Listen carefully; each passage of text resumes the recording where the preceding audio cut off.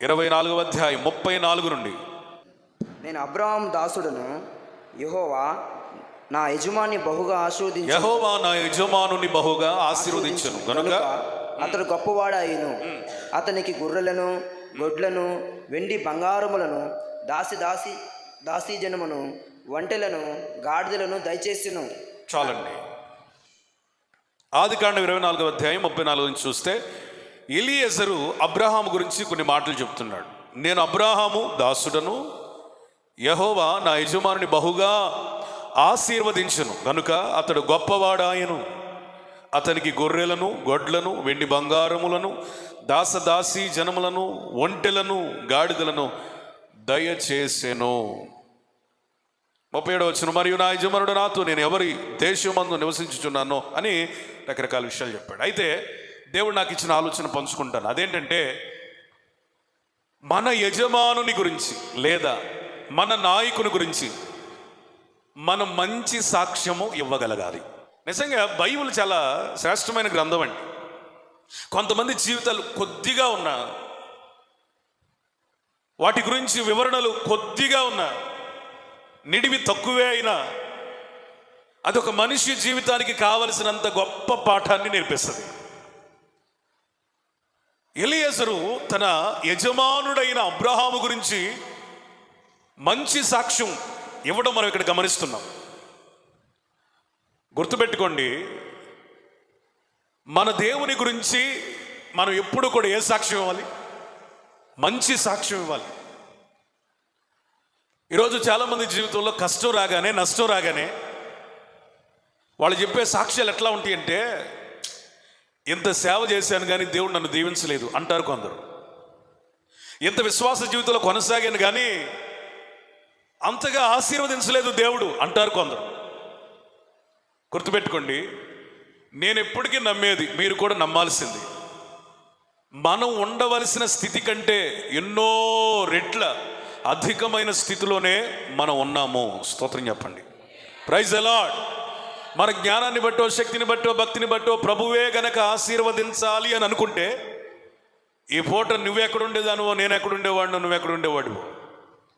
మన ఆశీర్వాదానికి భక్తి కావాలి, కానీ భక్తే ఆశీర్వాదానికి మూలమైతే, జ్ఞానమే ఆశీర్వాదానికి మూలమైతే, ప్రార్థనే ఆశీర్వాదానికి మూలమైతే ఈ స్థితి ఉండదు. కానీ మన దేవుడు వీటన్నిటిని బట్టియే గాక కృపను బట్టి మనల్ని ఇంతవరకు దీవించాడు. కాబట్టి మనం ఏం చేయాలి చెప్పండి?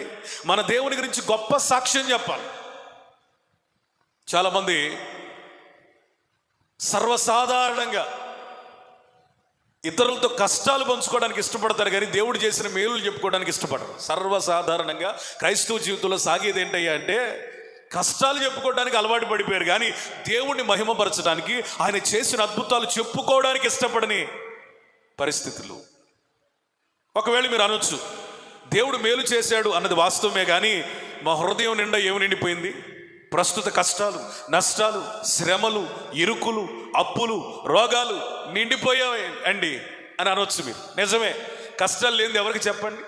వ్యాధులు లేనిది ఎవరికి చెప్పండి? బాధలు లేనిది ఎవరికి చెప్పండి? ఎన్నున్నా మన రక్షకుని గురించి మనం మాట్లాడడంలో వెనకంజ వేయకూడదు. స్తోత్రం చెప్పండి. ఎన్ని రాని, ఎన్ని కష్టాలు రాని, ఎన్ని శ్రమలు రాని, ఎన్ని ఇబ్బందులు రాని, మన దేవుని కొరకు మనం మహిమపరిచేవారిగా, నిలబడేవారిగా, గొప్ప చేసేవారిగా, ఘనపరిచేవారుగా, శ్రేష్టమైన మాటలు చెప్పేవారముగా మనం ఉండాలి. ఒకసారి అపోస్తలుల కార్యం 8వ అధ్యాయానికి రండి. మొదటి 2 వచనాలు చదువయ్యా. ఆ కాలమందు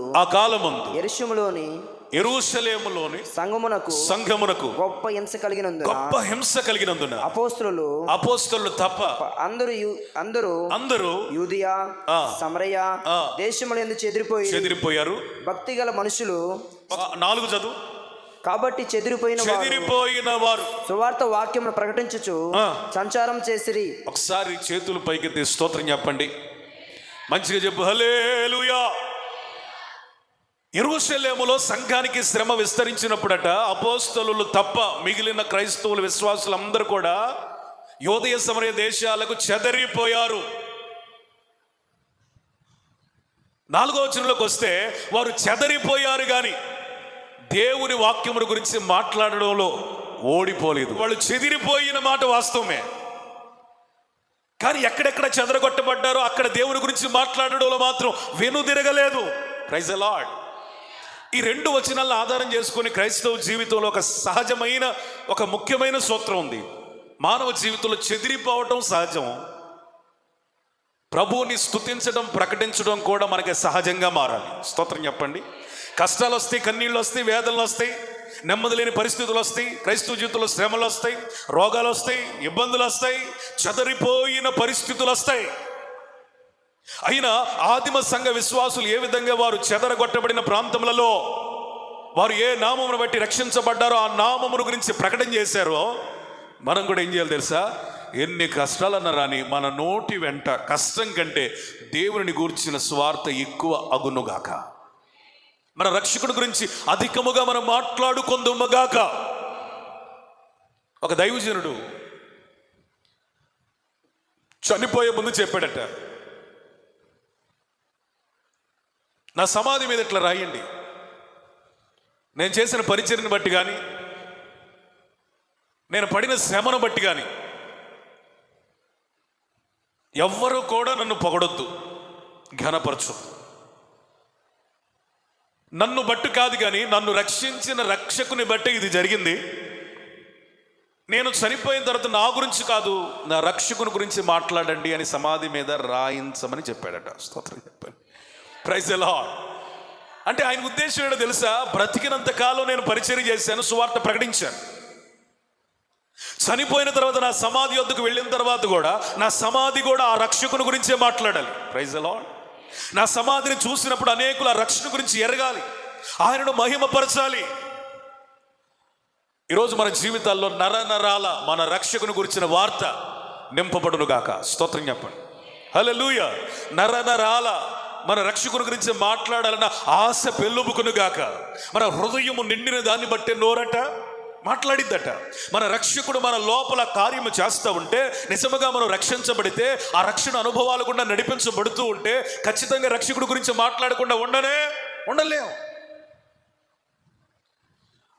చార్లెస్ స్పర్జన్ గారు చెప్పిన ఒక అద్భుతమైన మాట నా వాక్య పరిచయని విస్తృతపరచడానికి కారణమైంది. అదేంటంటే, దైవజనుడా నువ్వు ఎక్కువగా వాక్యం చెప్పు, ఎందుకంటే ప్రజలు ఎక్కువగా పాపంలో పడిపోతున్నారు. ఎలియాజరు అంటున్నాడు, అయ్యా నేను అబ్రహాము అనబడిన ఒక గొప్ప వ్యక్తికి దాసుణ్ణి. దేవుడు ఎంత దీవించాడంటే అంత దీవించాడు. గొర్రెలు ఇచ్చాడు, గొడ్లు ఇచ్చాడు, దాసదాసీలు ఇచ్చారు, జనమనిచ్చాడు. ఆ దేశంలో అంతగా ఆశీర్వదించబడ్డాడయ్యా అని సాక్ష్యము చెప్తున్నాడు. ఈరోజు మన దేవుని గురించి మనం మంచి సాక్ష్యం చెప్పుకుందాము గాక. స్తోత్రం చెప్పండి. యేసు ప్రభు ఒక ఉపమానం చెప్పాడు, అది వెల్ నోటెడ్ ప్యారబుల్. అదేంటంటే తలాంతుల ఉపమానం. ఒకడన్నాడు, ఈ ఒకటి కలిగినోడు తలంతు కలిగినోడు అంటాడు, ఏదిరా నాయన వీడు డబుల్ చేశాడు, ఈడు డబుల్ చేశాడు, నువ్వెందుకని డబుల్ చేయలేకపోయావంటే, చూడండి మాట చూడండి, నీవు విత్తని చోట కోయువాడు అని, చల్లని చోట కూర్చుకునివాడు అని నాకు బాగా తెలుసు. విత్తని చోట కోయువాడని తన యజమానుడికి ఆయన ఇచ్చిన టైటిల్ చూడండి. విత్తని చోట కోయువాడట, చల్లని చోట కూర్చుకునేవాడట. మనం గనక దేవుని గురించి ఈ మాట చెబితే మన జీవితానికి ఇది సబబేనా? ఆయన విత్తని చోట కోయువాడా, చల్లని చోట కూర్చుకునేవాడా? అంటే విత్తనం వేయకుండానే ఫలాన్ని ఆశించే దేవుడా?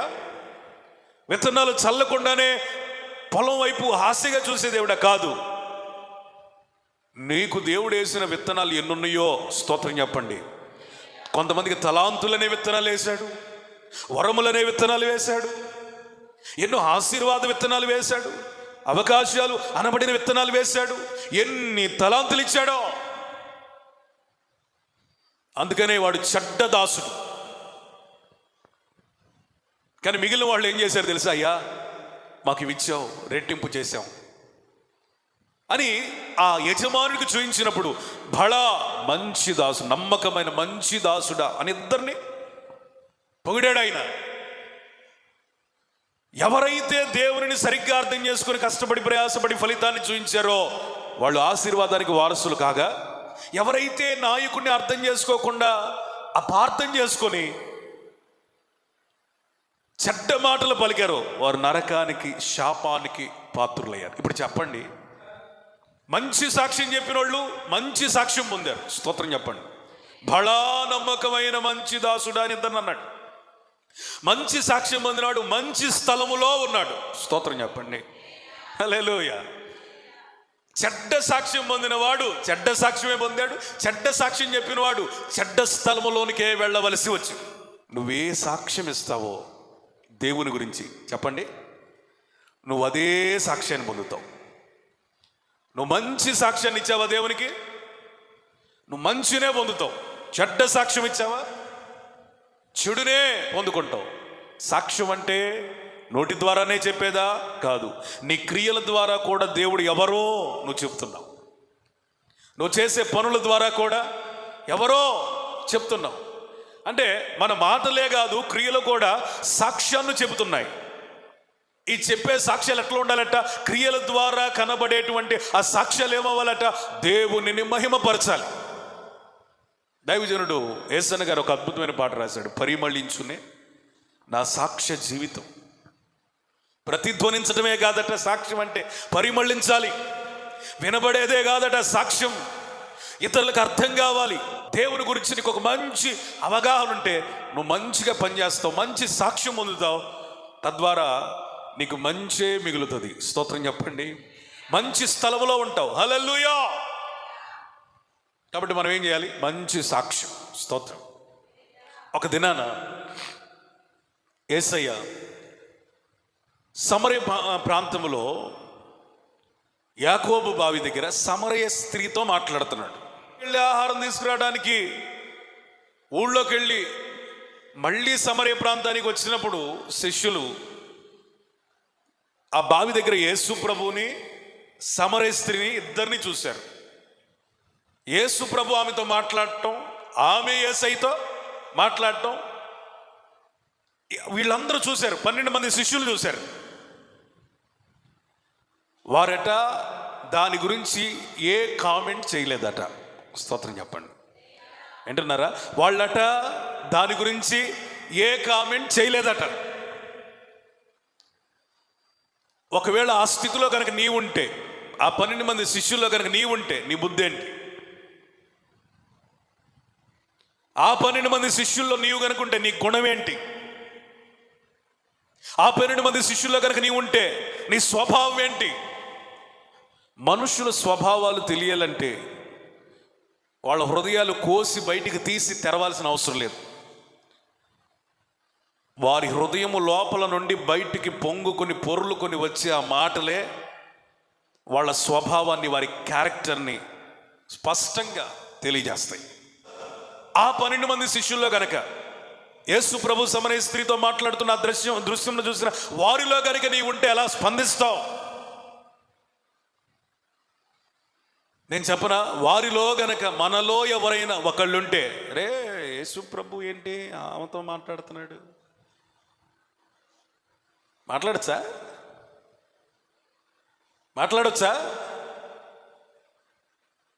ఇంకొకటి అంటాడు, మనల్ని పంపించింది ఇందుకేరా నాయన. ఎందుకు యేసు ప్రభు పట్టణంలోకి ఎందుకు పంపించాడంటే, ఊర్లోకి ఎందుకు పంపించాడంటే ఏమతో మాట్లాడటాకే. ఇంకొకటి అంటాడు, స్వనీతి కలిగినోడు, ఈయన ఇంత పరిశుద్ధుడు కదా, ఆమెంత పాపి కదా, మాట్లాడకూడదని ఆ మాత్రం తెలియదు ఈయనకే అని అనుకుంటారు. ఇంకొకడు ఉంటాడు, వాడు అనుకుంటాడు, ఏముందిలే ఎవరిని నమ్మటానికి వీలు లేదు. ఇన్ని రకాలైన స్వరాలు వినబడతాయి. ఆ 12 మందిలో కనుక మీలో ఎవరైనా ఉన్నట్లయితే. కానీ అద్భుతమైన విషయం ఏంటి తెలుసా, వారి నాయకుణ్ణి వారు సంపూర్ణంగా నమ్మారు. చేతులెత్తి స్తోత్రం చెప్పండి. చెప్పాలి మంచిగా హల్లెలూయా. ఆయన పరిశుద్ధుడని, నీతిమంతుడని, నిందారహితుడని, ఏ లోపం లేనివాడని, అవసరమైతే తప్ప ఇక దేనికి మాట్లాడడని, ఆయన మాటలో ప్రతి దాంట్లో కూడా ఆంతర్యం ఉన్నదని, ఇక్కడ కూడా ఏదో ఒక రక్షణ కార్యం జరుగుతుందని నమ్మారే తప్ప, మౌనంగా ఉన్నారే తప్ప, ఇతరుల చెవులు కొరుక్కోలేదు, ఇతరులతో చెడ్డగా మాట్లాడలేదు, చెడ్డగా సాక్ష్యం చెప్పలేదు. అందుకనే వారందరూ దేశాలను కదిలించగలిగారు. చెప్పండి కూడా దేవునికి స్తోత్రం చెప్పండి. హల్లెలూయా. నువ్వు ఇతరులను ప్రభావితం చేయగలిగే స్థాయిలోనికి వెళ్ళాలంటే నీకు విషయం తెలియకపోతే నోరు మూసుకొని మౌనంగా ఉండటం అనేది అది అభిషేకం అనిస్తుంది, ఆశీర్వాదాన్ని ఇస్తుంది. సంగతి తెలియకుండా మాట్లాడేవాడి గురించి బైబిల్ ఏం చెప్తుంది? సామెతల గ్రంథం అంటే మూర్ఖుడు. సంగతి తెలియకుండా ప్రత్యుత్తరం ఇచ్చేవాడు, సగము విని సగం వినకుండా మధ్యలో మాట్లాడేవాడు, వీళ్ళందరూ మూర్ఖుల జాబితాలోకి చేర్చారు. కానీ యేసు ప్రభు కనుసన్నల్లో అడుగుజాడల్లో నడుస్తున్న ఈ శిష్యుల ఆలోచన ఎట్లా ఉందో చూడండి. వాళ్ళలో ఎన్నో లోపాలు ఉన్నాయి, కాదని నేను అన్నాను. కానీ వారికి ఉన్నటువంటి గొప్ప లక్షణం ఏంటంటే వారి నాయకుడిని సంపూర్ణంగా నమ్మారు. Praise the Lord. హల్లెలూయా. మన నాయకుడే మనం సంపూర్ణంగా నమ్మాలి. స్తోత్రం చెప్పండి. హల్లెలూయా. ఒకటి, మన దేవుడు మనం సంపూర్ణంగా నమ్మాలి. రెండవది, నీకు ఇవ్వబడిన దైవజనుడు నీకు నాయకుడై ఉన్నాడు. దైవజనుడైన నేను మీకు నాయకుడిని. లేకపోతే ఈ తర్వాత ఈ వీడియో ద్వారా చూస్తే ఎవరైనా విశ్వాసులు, మీ దైవజనుడు మీకు ఒక నాయకుడు. మీ దైవజనుడి మీద కానీ మీకు ఎట్లా ఉండాలి తెలుసా? సంపూర్ణమైన విశ్వాసం ఉండాలి. స్తోత్రం. Praise the lord. ఆయన గురించి నోరు తెరిచి మంచి సాక్ష్యం ఇవ్వగలిగిన స్థితిలోకి నువ్వు ఎదగాలి. నీ దైవజనుడి గురించి నువ్వు మంచి సాక్ష్యం ఇవ్వాలంటే ఖచ్చితంగా నువ్వు ఎదగవలసిన వ్యక్తివై ఉన్నావు. ఆత్మీయతలో ఎదిగిన వారు మాత్రమే దైవజనుడి గురించి మంచి సాక్ష్యం ఇవ్వగలుగుతారు. నువ్వు ప్రతిదానికి లోపాలు ఎత్తుకుంటూ పోయావనుకో, నీ జీవితంలో నువ్వు ఆశీర్వాదాలు పొందలేవు. నీకు ఇవ్వబడిన నాయకుని గురించి నమ్మాలి. చెప్పండి, మంచి సాక్ష్యాన్ని చెప్పగలగాలి. ఎవరైతే వారి దైవజనుని గురించి మంచి సాక్ష్యం చెప్తారో వాళ్ళు ఇతరులను రక్షించగలుగుతారు. ఎలాగో చెప్తాను వినండి. కొంతమంది తల్లిదండ్రులు దైవజనుని గురించి పిల్లల దగ్గరే చెడ్డగా మాట్లాడినప్పుడు దైవజనుడేమో చెడిపోడు, ఆయనకు వచ్చిన నష్టమేమీ లేదు. ఎవరికి రా నష్టం అంటే వ్యక్తిగతంగా నీకు నష్టం. రెండవది, నీ పిల్లల మీద నీ మాటల ప్రభావం చూపిస్తుంది. వింటున్నారా? దైవజనుడి గురించి నువ్వు చెడ్డగా మాట్లాడినప్పుడు దైవజనుడికి వచ్చే నష్టం ఏమీ లేదు, కానీ ఆ ప్రభావం ఎవరి మీద పడిద్ది? మీ పిల్లల మీద పడిద్ది. అది సత్యమా అసత్యమా అని పిల్లలు వివేచించరు. నా తల్లి చెప్పింది కాబట్టి, నా తండ్రి చెప్పాడు కాబట్టి అని అనుకుంటారే కానీ సత్యాసత్యాలు వివేచించరు. అందుకని నేనేమంటానంటే, మీ పిల్లలు వినుచున్నప్పుడు, నీ భర్త వినుచున్నప్పుడు, నీ భార్య వినుచున్నప్పుడు దైవజనుడి గురించి ఏ సాక్ష్యం చెప్పాలి? మంచి సాక్ష్యం చెప్పగలగాలి. దేశం మారినా తన రాజభక్తి మారలేదండి. ఎలియేజర్లో చాలా గర్వంగా చెప్పుకున్నాడు. ఏమనో తెలుసా? నేను అబ్రహాము దాసుని. చాలా గర్వంగా చెప్పుకున్నాడు. చాలా జాగ్రత్త. నా అబ్జర్వేషన్లో, నా సేవా విధానంలో నేను గమనించింది ఏంటి తెలుసా? యవ్వనస్తుల దగ్గర దైవజనుడి గురించి చెడ్డగా మాట్లాడిన తల్లిదండ్రులు పొందుకునేది ఏంటో తెలుసా? వారి భక్తిహీనతను పొందుకున్నారు. మందిరాలకి దూరంగా వెలేశారు. అరే దైవజనుడు అంటే ఇది అనుకుంటారా అని చులకన చేసి వారి ఆత్మీయ జీవితాలని తేలిక చేశారు. గుర్తుపెట్టుకోండి, యవ్వనస్తులు ఎవరండి? దేవుని చేతిలో బలమైన బాణాలండి. దేవుని సన్నిధిలో వాడబడవలసిన పాత్రలండి. ఇలాంటి వారు సరిగ్గా దేవుని సన్నిధిలో వాడబడాలంటే నీ మాట దైవజనుడి గురించి ఎట్లా ఉండాలా? మంచిగా ఉండాలి.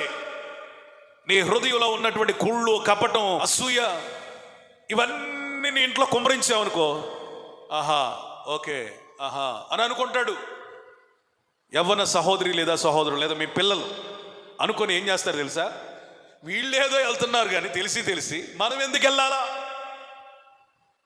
దైవజనుడి గురించి వాళ్ళే చెడ్డగా చెప్తున్నప్పుడు మనం ఎందుకు వెళ్ళాలి మందిరానికి అని జ్ఞానమున్న ఏ యవ్వనస్తుడైనా ఆలోచిస్తాడు. నేను అంటాను, మీ పిల్లల్ని రక్షించుకునే పద్ధతి ఇది కాదు. మీ పిల్లల్ని నిజముగా మీరు రక్షించాలని కోరిన వారైతే, వారి క్షేమమును ఆశించిన వారైతే, వారు ఆత్మీయంగా ఎదగాలని కోరుకున్న వారైతే, మీ దైవజనుడి గురించి మీరు మంచి సాక్ష్యం ఇచ్చే స్థాయిలోనికి మీరు ఎదగాలి. చెడ్డ సాక్ష్యం చెప్పుకున్నవాడు ఎప్పుడు చెడ్డోడేనండి, చెడ్డ స్థితిలోనే ఉంటాడు, గుర్తుపెట్టుకోండి. ముందు వెళ్ళిపోయేవాడు గురించి వెనక మాట్లాడుకుంటారు, ఆ ముందెళ్ళేవాడు ఎప్పుడు ముందు వెళ్ళిపోతానే ఉంటాడు. వెనకాల మాట్లాడేవాడు, గొసుగొసులాడేవాడు, చెడ్డ ప్రచారం చేసేవాడు, విష ప్రచారం చేసేవాడు, ఎవడి చెడ్డ సాక్ష్యం చెప్పేవాడు వెనకమాలే ఉంటాడు. ఎంత వెనకమాల ఉంటాడో తెలుసా? అతడు ఎవరిని గురించి మాట్లాడుతున్నాడో అతనిని మరి ఎన్నడూ చూడలేనంత దూరంగా వెనకబడిపోతాడు.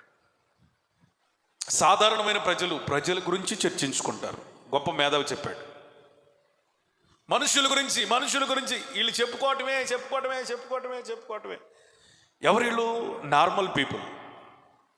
కానీ మంచి వాళ్ళు ఏం చేస్తారు తెలుసా? మంచి ఆలోచనల గురించి మాట్లాడుకుంటారట. ఇంకా గొప్పవాళ్ళట మంచి క్రియలు ఏమేమి చేద్దామా అని ప్రణాళికలు రచిస్తారట. నువ్వే స్థితిలో ఉన్నావు? Discussing people. ఈ స్థితిలో నుంచి నువ్వే స్థితిలోకి రావాలో తెలుసా? ఏం చేస్తే మనం ఎదుగుతాం, ఏం చేస్తే దీవించబడతాం, ఏం చేస్తే ఆశీర్వదించబడతాం, ఎలా వెళితే మనం సరైన మార్గంలోకి వెళ్తాం. నేను అంటాను, మనుషుల లోపాలు ఎదగడానికి నీకు కానీ నాకు కానీ ఎక్కడ అర్హత ఉంది చెప్పండి? సరి చేసుకోవాలంటే నీలోనే ఉన్నాయి కదా కొన్ని, నీ కుటుంబంలోనే ఉన్నాయి కదా కొన్ని. నీ పిల్లలే రక్షించబడవలసిన పరిస్థితుల్లో ఉండగా ఎవరి గురించో నువ్వు చెడ్డగా చెప్పే పరిస్థితిలో ఉన్నావంటే నువ్వెంత చెడిపోయావు. నీ కుటుంబమే పాడైపోయి ఉండగా ఇంకొకరు కుటుంబాన్ని ఏలెత్తి చూపుతున్నావంటే నువ్వెంత దిగజారిపోయావు. సమయం అంతా మనుషుల గురించి చర్చించుకుంటే నిన్ను గురించి నువ్వు ఆలోచించుకునే సమయం ఎక్కడా? నిన్ను గురించి నువ్వు ఆలోచించుకుంటే నువ్వు తెలియగలిగినోడివి. పక్కన వాళ్ళ గురించి ఎప్పుడు ఏది మాట్లాడుతూ ఉంటే మనకంటే బుద్ధిహీనులు, తెలివి తక్కువళ్ళు ఎవరు ఉండరేమో బహుశా. మనకి ఇప్పుడేం కావాలి చెప్పండి? మంచి క్రియలు, మంచి ఆలోచనల గురించి ఆలోచించే ఔన్నత్యంలోనికి మనం ఎదుగుదుముగాక. ఒక మాట చదవండి, 2వ రాజుల గ్రంథం 4వ అధ్యాయం 9వ వచనం. ఆగా ఆమె తన పెనిమిటిని చూచి, తన భర్తను చూచి, మన యొద్దకు వచ్చుచూ పోవచ్చు ఉన్నవాడు భక్తిగల దైవజనుడని నేను ఎరుగుదును. స్తోత్రం చెప్పండి. హల్లెలూయా, ప్రైజ్ ది లార్డ్, హల్లెలూయా. తన భర్తతో ఏం చెప్తుందో తెలుసా? మన యొద్దకు వచ్చుచూ పోవచ్చున్నవాడు భక్తి కలిగిన దైవజనుడు. చాలా మంది, అనేకులు వాళ్ళ భర్తలని రక్షించుకోలేని కారణం ఏంటి తెలుసా? వాళ్ళు దైవజనుడి గురించి మంచి సాక్ష్యం ఇవ్వలేకపోవడాన్ని బట్టి. ఒక పురుషుడు దైవజనుడిని వ్యతిరేకిస్తున్నాడంటే దాని అర్థం ఏంటో తెలుసా? భార్య సరైన సాక్ష్యం ఇచ్చే ఆత్మీయ పరిణితులకి రాలా. సంఘానికి వస్తున్నవాడు కానీ, సంఘం వెలుపట ఉన్నవాడు కానీ దైవజనుడిని చూసినప్పుడు అతడు అగౌరవంగా మాట్లాడుతున్నాడా, అగౌరవంగా వ్యవహరిస్తున్నాడా, చులకన చేస్తున్నాడా? ఇవన్నీ దేనికి ప్రతిబింబాలో తెలుసా? ఇంటిలో వీళ్ళు మాట్లాడుకునే చెడ్డ మాటలు, గుసగుసలు, చెడ్డ సాక్ష్యాలు. చర్చిలో పైకి భక్తి కలిగిన వాళ్ళు లాగే ఉంటారండి, కానీ దైవజనుడి గురించి అతను భక్తి కలిగిన వాడని సాక్ష్యం ఇవ్వలేరు. ఏదో ఒక లోపం, ఏదో ఒక చెడ్డ మాట, ఏదో ఒకటి వ్యతిరేకమైన మాట, ఏదో ఒకటి ప్రతికూలమైన మాట, ఏదో గిట్టింది, వాక్యం లేదని చెప్పాడు అనుకోండి, నిజంగా అది తను సరి చేసుకోవాల్సిన విషయమే. సాత్వికంతో లోబడితే దేవుని పాదాలు పట్టుకుని అవునయ్యా దైవజనుడి ద్వారా నాతో మాట్లాడేవి, ఇది వాస్తవమే అనుకునే పరిస్థితే. కానీ సరి చేసుకోలేని మనసు ఏం చేసింది? ఇంట్లోకి వచ్చి ఇది అది అని చెప్పింది. చెప్పినప్పుడు ఏం జరిగింది? మరి వాళ్ళు మందిరానికి రారు, వచ్చినా సరైన విశ్వాసం ఉండదు, పైగా భార్య మాటల ప్రభావం ఎంతో కొంత ఉండొచ్చు. తద్వారా భర్త ఏమర్థం చేసుకుంటాడు? భార్యలారా, మీ భర్తల యొద్ద దైవజనుని గురించి మంచిగా మాట్లాడితే వారు ఆలస్యంగానైనా మందిరానికి వస్తారు. మీరు గనక చెడ్డ సాక్ష్యం చెప్పేవాళ్ళైతే మీ భర్తల మందిరానికి వచ్చేవాళ్ళైనా సరే ఆత్మీయంగా ఎదగలేరు. సంఘంలో నేను చాలా మందిని గమనించాను, వారి యజమానులు నన్ను చాలా ప్రేమిస్తారు, గౌరవిస్తారు. వాళ్ళు మందిరానికి రానప్పటికీ దైవజనుడు అంటే ఎంతగా గౌరవించాలి అంతగా గౌరవిస్తారు. దాన్ని బట్టి నేను అర్థం చేసుకున్నది, బైబిల్ చెప్పేది కూడా ఏంటంటే, వాళ్ళు మందిరంలో పెద్ద భక్తి పరులు కాకపోవచ్చు కానీ దైవజనుడి గురించి మంచి సాక్ష్యం ఇచ్చే స్థితిలో ఎదిగిన వారిగా ఉన్నారు. భక్తి అంటే ఏంటి? ప్రార్థన, పొడవు ప్రార్థన. భక్తి అంటే ఏంటి? నీకు ఇవ్వబడిన దైవజనుడి గురించి మంచి చెప్పడం కదా భక్తి. ప్రార్థనలో కూర్చున్నప్పుడు దేవుణ్ణి పొగడటం, బయటకు వచ్చిన తర్వాత పాస్టర్ని తిడతాం, ఇది భక్తి ఎట్లా అవుతుంది? నువ్వు పొలంలోకి వెళ్ళినప్పుడు నీ దైవజనుడి గురించి ఏం మాట్లాడుతున్నావు? ఇంట్లో ఉన్నప్పుడు దైవజనుడి గురించి ఏం మాట్లాడుతున్నావు? మందిరం బయటికి రాగానే దైవజనుడి గురించి ఎలా మాట్లాడుతున్నావు? ఇవన్నీ కూడా ఇతర వ్యక్తుల మీద ప్రభావము చూపిస్తుంది. నువ్వు నిజంగా సంఘాన్ని కట్టే వ్యక్తివైతే, నువ్వు నిజంగా ప్రజల్ని కట్టే వ్యక్తివైతే నీ మాటలు ఎట్లా ఉండాలి తెలుసా? దైవజనుడికి అనుకూలమైన వచనాలు పలకాలి. స్తోత్రం, ప్రైజ్ ది లార్డ్. ఒక వ్యక్తి దగ్గర దైవజనుడి గురించి నువ్వు మంచిగా మాట్లాడావంటే నువ్వు పరోక్షంగా స్వార్థ చెప్తున్నట్టే, వాళ్ళ జీవితాలను కట్టే ప్రయత్నం చేస్తున్నట్లే. దైవజనుడిని అర్థం చేసుకున్న వాళ్ళు దేవుని వైపు తిరగడానికి మొత్తానికి వాళ్ళు ప్రయత్నం చేస్తారు. దైవజనుని గురించి మంచి చెప్పండి. వాక్యం ద్వారా ఖండించాడా, గద్దించాడా? నేను కాకపోతే ఎవడు గద్దిస్తాడు? ఎవడు ఖండిస్తాడు మిమ్మల్ని? ఏమండి, మోసం చేసేవాడు మోసకారి మాటలు మాట్లాడతాడు, కానీ నిజమైన ఆత్మల భారం కలిగిన దైవజనుడు కళ్ళబుల్లి కబుర్లు చెప్పడు, గద్దిస్తాడు, ఖండిస్తాడు, బుద్ధి చెప్తాడు, హెచ్చరిస్తాడు, ప్రోత్సహించాల్సినప్పుడు ప్రోత్సహిస్తాడు కూడా. ఇవన్నీ మీరు మనసులో పెట్టుకుని ఏమవ్వాలి? పరిపూర్ణతలోనికి రావాలి, పరిశుద్ధతలోనికి రావాలి, తప్పులు సరిదిద్దుకునే క్రమంలోనికి ఎదగాలి తప్ప మీ దైవజనుని గురించి మీరు నోటి ద్వారా చెడ్డ మాటలు పలికితే మీకు వచ్చే ఫలం ఏంటి చెప్పండి? ఏది విత్తుతామో అదే కదా కోస్తాం. చెడ్డ సాక్షి విత్తితే, చెడ్డ మాటలు విత్తితే నీ కుటుంబానికి వచ్చేది మంచిది కాదే, చెడే. 2వ రాజుల గ్రంథం 5వ అధ్యాయం 3వ వచనం. అది షమ్రోనులోనున్న ప్రవక్త దగ్గర నా ఏలినవాడు ఉండవలనని నేను ఎంతో కోరుచున్నాను. షోమ్రోనులో ఉన్న ప్రవక్త దగ్గర నా ఏలినవాడు ఉండవలనని నేను కోరుచున్నాను. ఓకే, అతడు నా ఏలినవానికి కలిగిన కుష్ఠరోగమును బాగు చేయనని తన యజమానురాలతో అనెను. ఒక మంచి సాక్ష్యం. సైన్యాధిపతిని దేశం నుండి వెళ్ళి షోమ్రోనులో ప్రవక్త అయినటువంటి ఎలీషా దగ్గర కలుసుకునేటట్లుగా చేసింది. స్తోత్రం చెబుతారా? Praise the lord. That is the power of good testimony. మంచి సాక్షి అనుకున్న శక్తి చూడండి. అతడు ఆమెను ఎంతగా నమ్మాడంటే, ఆమె నమ్మకత్వాన్ని గురించి ఎప్పుడైనా మనం మాట్లాడుకుందాం, కానీ ఆ నమ్మకత్వాన్ని బట్టి, ఆమె ఇచ్చిన మంచి సాక్ష్యాన్ని బట్టి ఆయన రాజు దగ్గర అధికారము పత్రములను తీసుకొని, పర్మిషన్ తీసుకొని, అంటే ఎలా చెప్పొచ్చు, మీకు వేరే దేశానికి వెళ్ళినప్పుడు మనకేముండాలి? పాస్పోర్టు, వీసా ఉండాలి. అట్లాగే ఇప్పుడు ఈ దేశం మారుతున్నాడు కాబట్టి రాజుగారి సంతకం, ఆ రోజులు అదే పాస్పోర్ట్, అదే వీసా. రాజుగారి సంతకం చేసింది చూపిస్తే, ముద్రేసింది చూపిస్తే ఓకే అని ఎంట్రీ ఇస్తారు. అట్లా అతడు షోమ్రోన్లో ప్రవక్త అయిన ఎలీషా దగ్గరికి వెళ్ళాడు. మొత్తానికి 7 సార్లు మునిగాడు. అతని దేహం ఏమైందట? పసిపిల్లల దేహం వల్లే మారిపోయింది. స్తోత్రం చెప్తారా? హల్లెలూయా. ఆమె చెప్పిన ఒక మంచి సాక్ష్యం సైన్యాధిపతిని స్వస్థపరిచింది. స్తోత్రం. ఆ రోగం అంతా ఏమైపోయింది? కనుమరుగైపోయింది. ఎవరికి తెలియదు అనుకున్నాడు, కానీ చాలా బాధను అనుభవిస్తున్నాడు. గొప్ప వీరుడే, యుద్ధ శూరుడే, కానీ అతడు మాత్రం ఆ రోగాన్ని తాళుకోలేని పరిస్థితిలో ఉన్నాడు. ఈమె ఆ నయమాను యొక్క భార్య దగ్గర పరిచారకురాలు. ఆ విషయాన్ని గమనించిన ఈమె దైవజనుడి గురించి గొప్ప మాటలు సాక్ష్యం పలకగా, వినండి, అతడు సంపూర్ణమైన స్వస్థతను పొందాడు. స్తోత్రం చెప్పండి, స్తోత్రం చెప్పండి. మీ జీవితాల్లో మీ దైవజనుడి గురించి మీరు మంచి సాక్ష్యం చెప్పగలిగితే కొంతమందిని బాగు చేసిన వారు అవుతారు, కొంతమంది ఆశీర్వాదానికి ద్వారాలు తెరచిన వారు అవుతారు. మనం అడ్డుగా ఉన్నటువంటి రాళ్లగా ఉండొద్దు, కానీ ఇతరుల కొరకు తెరవబడే ద్వారములుగా మార్చబడదుముగాక. అపోస్తుల కార్యము 10వ అధ్యాయం 22వ వచనం. అందుకు వారు, నీతిమంతుడను దేవునికి భయపడువాడును యూదా జనులందరి వలన మంచి పేరు పొందినవాడునైన శతాధిపతియగు కొర్నేలియును ఒక మనుషుడున్నాడు. చాలండి. ఇది యొప్పే పట్టణంలో జరుగుతున్న సంభాషణ. యొప్పే పట్టణంలో ఇంటి పైనున్న గదిలో పేతురు గారు ప్రార్థన చేస్తూ ఉన్నారు. అది చర్మకారుడైన సీమోని ఇల్లు. అక్కడికి ఎవరు వచ్చారంటే కొర్నేలి యొక్క దాసులు పనివారు వచ్చారు. వాళ్ళు వచ్చి, అయ్యా మేము పలానా పాస్టర్ గారి కోసం వచ్చాం, పేతురు గారి కోసం, మీరు ఎవరో ఏంటి కథ అంటే, ఇక ఆ నీతిమంతుడైనటువంటి ఆ కొర్నేలి గురించి మంచి సాక్ష్యం ఇస్తున్నారు. చూడండి. స్తోత్రం, ప్రైజ్ ది లార్డ్. అయ్యా నీతిమంతుడయ్యా, దైవభక్తి కలిగిన వాడయ్యా, యోధాలోనే మంచి పేరు సంపాదించుకున్నవాడయ్యా, శతాధిపతి అయ్యా అని తన యజమానుడి గురించి పంపబడిన దాసులు ఏ సాక్ష్యం ఇస్తున్నారు? మంచి సాక్ష్యం. ఆ మంచి సాక్ష్యమును బట్టి అక్కడ పేతురు గారు కదిలారు వెళ్ళడానికి.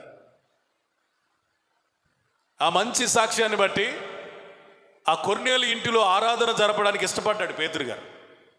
ఆయన వాక్యం ప్రకటిస్తూ ఉంటేనట ఆ ఇంటిలో ఉన్న వారందరి మీదకి పరిశుద్ధాత్ముడు దిగి వచ్చాడు. స్తోత్రం, ప్రైజ్ ది లార్డ్. అక్కడ పరిశుద్ధాత్ముడు దిగి రావడానికి, బలమైన కార్యాలు చేయడానికి, అన్యులు సైతం యేసు ప్రభుని దేవునిగా అంగీకరించడానికి, యేసు ప్రభు అన్యులకు కూడా దేవుడు, యూదులకు మాత్రమే కాదు, యేసుక్రీస్తు అందరికి ప్రభు అని పేతురికి అర్థం కావడానికి అక్కడ కొర్నేలి యొక్క పనివారి యొక్క సాక్ష్యం ఎంతగానో ఉపయోగపడింది. నీ ద్వారా దేవుని పరిచర్య జరగాలి అంటే నీకు ఇవ్వబడిన దైవజనుని గురించి నువ్వు మంచి సాక్ష్యం చెప్పగలగాలి. కొన్ని ఆత్మలను రక్షించగలగాలంటే దైవజనుడి దగ్గర కూడా నువ్వు ఇతరుల గురించి ఎలాంటి సాక్ష్యం చెప్పాలి? మంచి సాక్ష్యం చెప్పాలి. దేవుని వాక్యం సెలవిస్తుంది, భూమి మీద మనం పలికిన ప్రతి మాట గూర్చి తీర్పులోనికి వస్తామట.